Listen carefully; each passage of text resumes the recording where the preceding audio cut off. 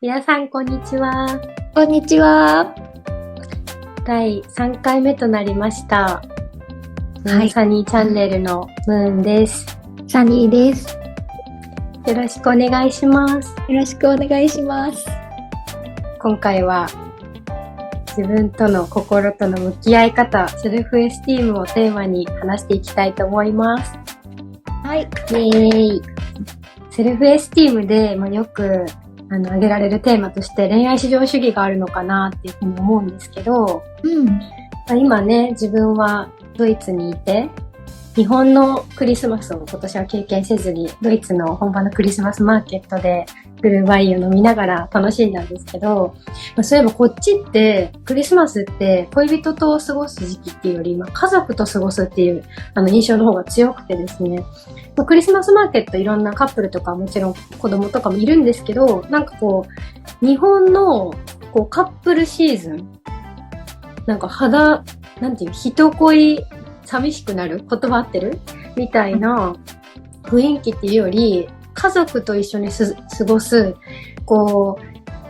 一仕事終えた後の長期休暇、みんなでリフレッシュ、リラックスしましょうムードの方が強いかなっていう感じだったんですけど、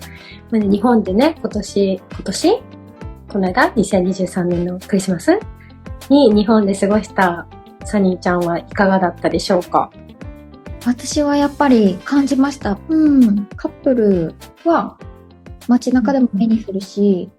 イルミネーションとか、あとはお店の感じとか、ね、雑誌のページとかでさ、ジュエリーとかプレゼントとか、恋人に送る、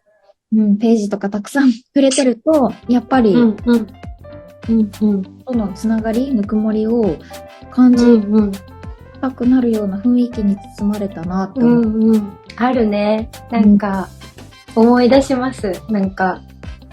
こっちにすっかり、こっちの生活すっかり慣れちゃった人みたいな言い草でちょっと、それはそれ違うんですけど、でも日本のクリスマスって本当に、お店入ればずっとマライア・キャリーの、恋人のね、歌が流れてたりとか、イベントもね、イルミネーションもね、すごい、カップルでどうですかみたいな広告が多いし、友達とかの会話でもね、彼氏いないとか、彼女いないとか、どうしよう、クリぼっちっていう言葉もね、あるぐらい、自虐じゃないけど、それを自虐にしないと、虚しい人って勝手に決めつけられるような雰囲気がありますよね、日本社会で。そうね。そういうのって、深く、なんでそういう風に考えちゃうんだろうって思ったら、やっぱり、自己肯定感っていうか、自分が寂しいというか、そういう思いを恋人で埋めてるみたいな人が結構多いのかなと思って、もちろんね、ドイツでもそういうことは起きると思うし、そんなに大差があるのかって言われたら正直ちょっとわからないけど、でも商業的な目線からもその考え方を煽ってるような雰囲気が日本社会ではすごく感じるなってこっちを来てみて思います。そうか。そうだね。マーケティングの中でそこできちんとそうやって踊っている私もいますね。そうだね。そうですね。そうね、自己肯定感、ドイツにいてもやっぱり下がる時はあるというか、クリスマスシーズンであんまり恋愛至上主義を煽られたりとか、孤独感を感じるってことはそんななかったんですけど、やっぱり一人何のつながりもない、何の友達もいない状態で新しい国に来て新しい生活を始めるっていう上でやっぱり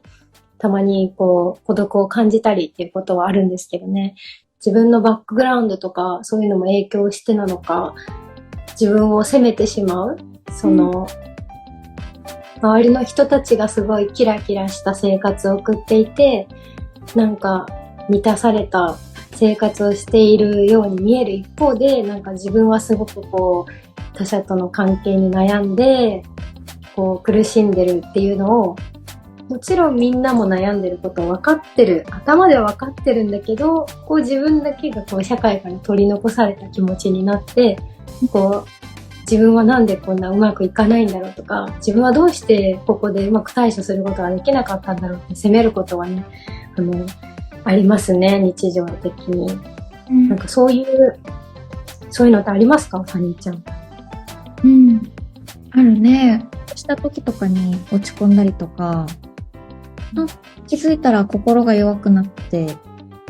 他人が羨ましく見えたりとか、自分が持ってないものが持ってるように、そういう風に思えたりすることあるね。そういう状況にあった時に、どういう風にね、自分の中でね、自分のことを傷つけることなくね、セルフエスティームを保っていくかっていうところが、私たちも話しててね、課題だなと思うんですけどね。何か、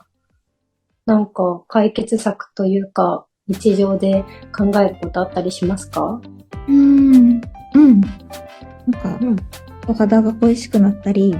パートナーがいることで、なんか見つけてもらえる自分の、一面とか、そういう言葉がけとか、そういうのが、ないなって寂しくなったりもするんだけど、もしかしたら、それを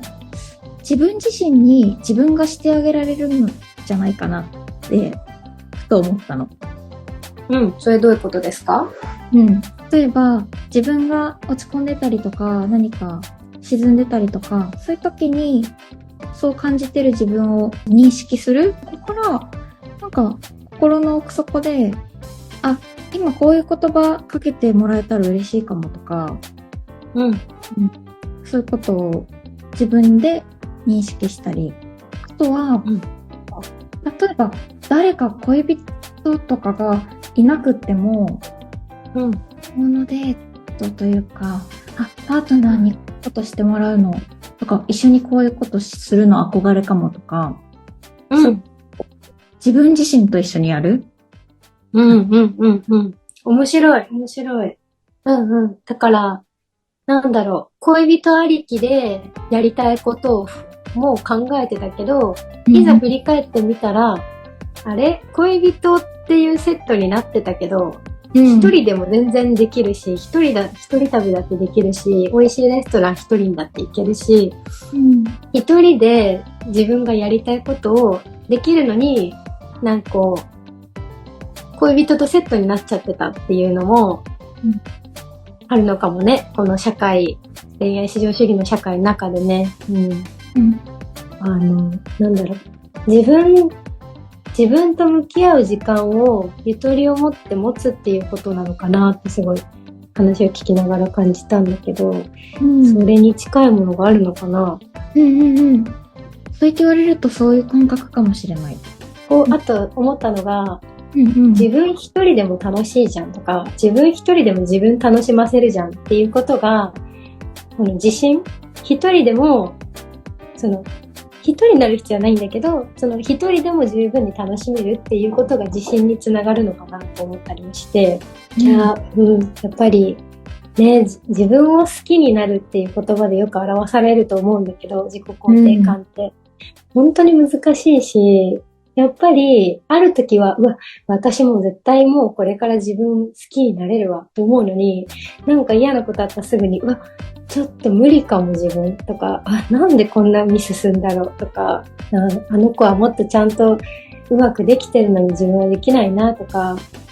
その繰り返しを続けてるような気がするんですけど、そういった中でもね、ちょっとでもね、その自分の考え方とか意識を、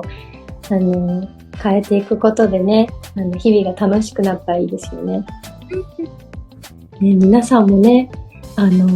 皆さん流の何か自己肯定感を高める方法だったり、あとはその自分が下がってる時に気持ちが落ち込んでるその自分をどう受け止めてるかとか、なんか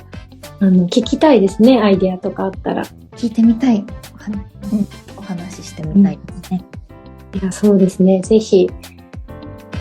コメント欄に何か気づきがあったら書いてください。一緒にお話ししましょう。で、もう時間があっという間に過ぎてしまいました。はい。今回も楽しい、でもみんなとシェアしたいお話ができたんじゃないでしょうか。次は4回目ですね。また4回目でお会いしましょう。バイバイ。バイバイ。